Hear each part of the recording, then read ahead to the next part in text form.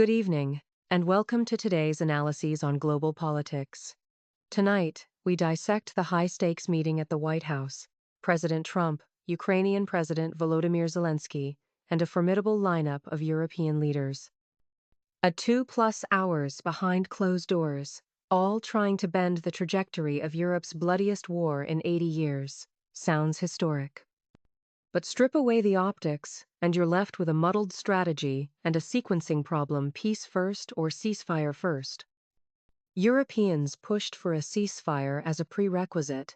Trump pivoted after his sit-down with Putin and said you can negotiate while fighting. That's incoherent and dangerous.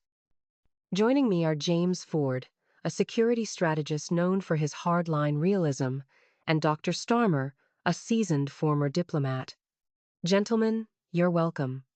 I'm your host, Rhoda Stewards. Let's start with you, Mr. Ford.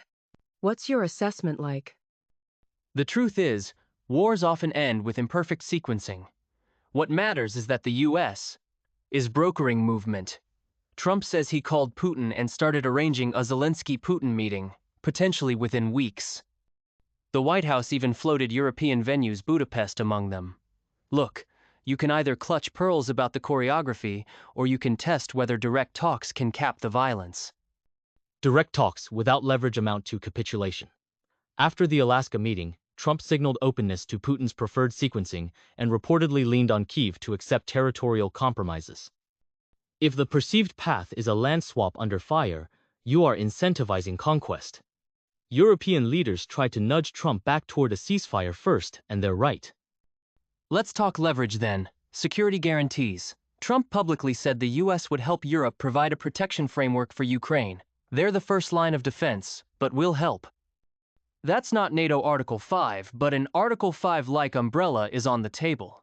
If that's formalized, Kyiv trades uncertain membership for enforceable guarantees and massive rearmament. That's leverage. Only if it's credible. The same briefing cycle also ruled out U.S. ground troops, which narrows enforcement and dangled possible air power in a hypothetical peace enforcement scenario. Credibility in deterrence is about clarity. Right now, we're telegraphing limits before a deal exists. Moscow hears that. Deterrence is also about coalitions. Did you notice who showed up? Britain, Germany, France, Italy, Finland, EU and NATO leadership. Everyone flew in to add ballast behind Zelensky and to keep the US anchored. That chorus matters at the table, and in the post-deal monitoring phase, sanctions, snapback, weapons financing, border monitoring. Dr. Starmer, you heard James said the presence of the key NATO members was mainly to add ballads to Zelensky during the meeting. Did you agree with that? Sure, but they were doing political damage control as much as diplomacy. Remember February's Oval Office fiasco when Zelensky got scolded for insufficient gratitude? This time he used what analysts are calling gratitude diplomacy. Lavish thanks to Trump and even the First Lady to keep the meeting on rails. Necessary, maybe, but states shouldn't have to flatter their patrons to secure survival. That's a poor foundation for European security architecture. It's unseemly but effective. States play to the decision maker's psychology. Meanwhile, the substance moved. Reports of a US-assisted European guarantee, and Kyiv signaling it would purchase tens of billions in US systems, financed with European backing as part of the package. That forges an interlocking set of interests: US industry, European financing, Ukrainian defense. Hard to break once in place. And hard to swallow if the price tag is legitimizing land grabs. Talk me through how international law survives if negotiations ratify territorial conquest.